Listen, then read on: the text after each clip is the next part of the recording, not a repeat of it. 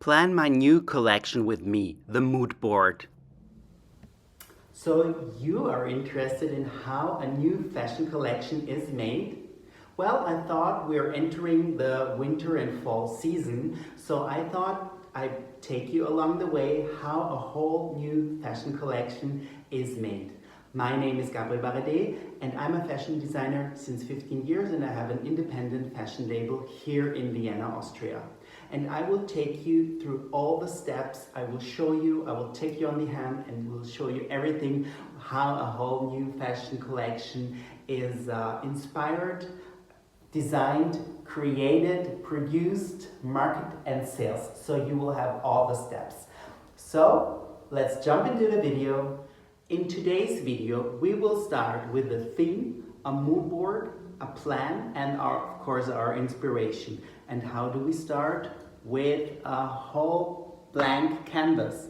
This is a very cupboard underneath, and I just put some white fabric, so you have everything on white, and this is how we start.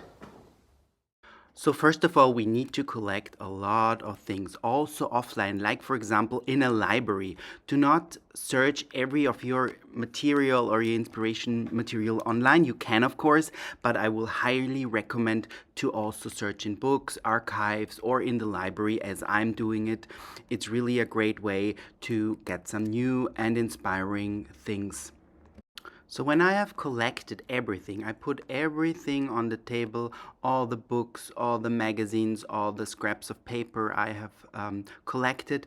Here I am with my assistant and she's helping me out with the organization. But of course you can do everything on your own. You don't need your own assistant. This is just a luxury I have. But yeah, I mark everything and then I try to come up with the concepts. So I will show you how to do a mood board. So if you have all your material gathered, put them all together and search for the right things, mark them, maybe copy, photograph them, and put them together in a logic order so they are very logic for you. We are developing some concepts. Now I have some concepts in mind that I researched and now I'm searching for the right picture materials and yeah, this is going to be a very it's a nice process, and also look at it as a process. And I have also been to a very nice exhibition where I have was very inspired by some shapes. And what is also very important is set yourself a deadline. All this mood board inspiration and planning should not take longer than 1 day. This is very important. Otherwise, it gets a little bit like procrastination. So set yourself a deadline when it all should be done, or take 1 day, not more. And then everything should be done in order. And yeah, it's a very nice work you can do, and it will bring you a lot of joy.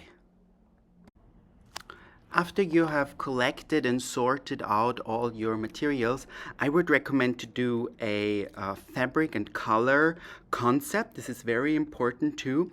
And I mean, of course, we've learned in the fashion school that you maybe pick a nice picture, you pick out the colors, then you give them fancy names and you search for fabrics. I mean, this is not like real world. I always search for the materials I already have, and then I consult my fabric companies, which new colors would add to it. And as a sustainable label, I always look that I also buy things that are more suitable for many seasons, maybe, or more than one season. I do this mood board, or this collection, will be very gray, black, dark blue, but we have some very light yellow, some a little bit orange maybe, and some green, and we will collage them together as a detail. So I always see what is in my archive, what is in my stock also. So use your stock if you have one. If you have to start from scratch, totally first collection, and you need to buy everything, that's clear. But I always consult my fabric companies where I can adjust and make some decisions on the fabric. and they will be very nicely arranged and put them in order. And if you have a team or if you have only one assistant, I highly recommend it to do it with him or her, so everybody is aligned in the same process, in the same vision. In a research phase, you can also do some draping on the mannequin to have your volumes and a little bit of research on your volumes. I would highly recommend to do that too. I will do a better video and a more precise video on the draping, because draping is a very nice technique, and I would like to show you because a lot of people don't know how to drape correctly. And there is also something that you really have to do, because I think this is absolutely mandatory. You have to evaluate what is selling and what not. So you have your last season, if you have a last season, and also decide which are your best sellers, because these are the pieces that you should think remake or make again, or make them again in different colors. If you see a lot of very famous collections, they have the same design over and over again, and this is very important because this is their signature, and they're merging in their bestsellers with their signature style, and it's very, very important. So always think, what are my bestsellers, evaluate them, maybe make them better or make them longer. If you have a best-selling skirt, make a long version, make a short version, make a dress out of that. So this is very important. Evaluate your bestsellers for business success, and this should also be in your inspiration and also in your research. This is part of your research. I think this is absolutely important. So this would be like your timeline. Always include that also at the beginning of your inspiration and of your starting phase. I think this is very important to have something that you have from a new collection start to the start of the selling. This is the most important thing. So we can see that we have a start and go from back to forth, so we'll have it in a right order. So you start with this selling, and as I'm selling to end customers, we should have the start with selling everything, so everything is in store around 15th to 20th of September, and normally we will need like something about let's say end of August for the garments to be in-house. And in this phase we would do things like pictures, marketing, and visuals. So everything to get our sales starting. Then we have the start of the production, which is like about 1.5 months before the actual production. This is our experience. So start with production in end of June maybe, and then you have like the everything what is here needed is like if you start the production, you see that from the start from the production, everything what we will discuss in this video. So you have like the inspiration and the mood board, and the theme and the plan is very at the beginning, and then you have this little gap here, and this is your design. So everything what's going here would be like sourcing, pattern making, draping is also a bit of the pattern making, but I will write it here as well. So you see that between inspiration and design there is a very, very narrow gap, and to put also a timeline on that, I would say beginning of June. And you have like 1 or 2 weeks only for all these things here. So start in maybe end of May, mid of June. So I will write here mid-May as a starting point. Then you have the mid-May, you have like to June, and then you have the whole June, to end of June for all this sourcing, draping, pattern making, and then you have a whole month for the production, for house production, outsourced production. Then it comes, and then you have the pictures, marketing, visuals, and so on, and then you start selling. So you see that this time between the inspiration and everything, what you think a designer does, and the design is very narrow, because this here all the design should be already finished or more or less finished, but nevertheless this is also always flowing into each other. There can be a problem in production and it will take longer, but you should always keep in mind that you should end here with everything, so that you can start selling it, because the sales part is the very important thing.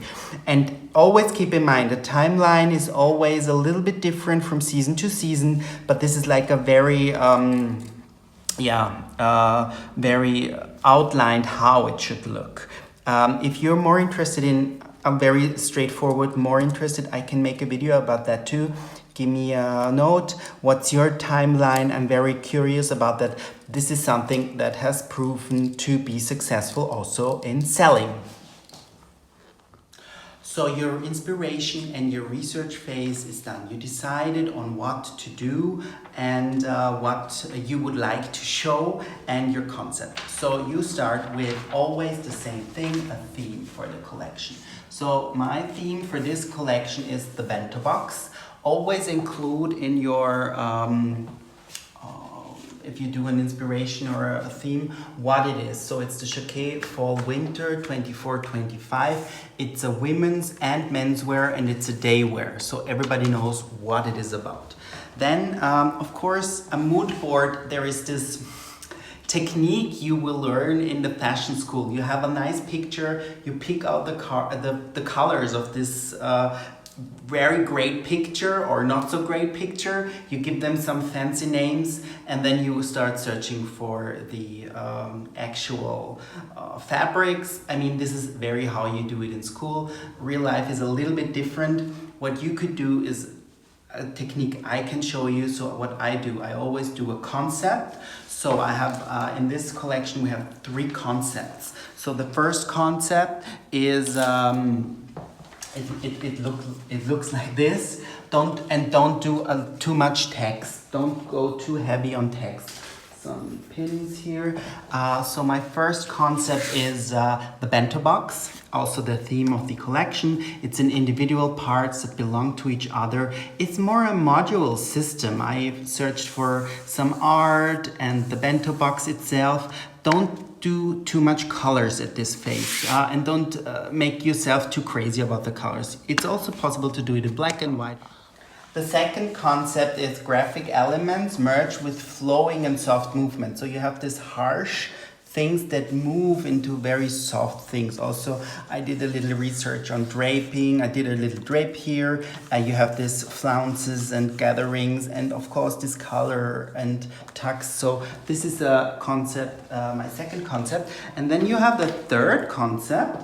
This is also from Japanese culture, mono no aware. So this is a concept, and I will do it like mixed sheer with opaque. Not all is visible always. So this is actually a concept where you are aware of beauty and that is fading away, if you like to say so. And then you have your color and your fabric concept that we did before, and I will put this also here so you have a reference to color and fabric. And of course, what I like to do, also just for a little reference, you can put your info material, because this is a very beautiful picture.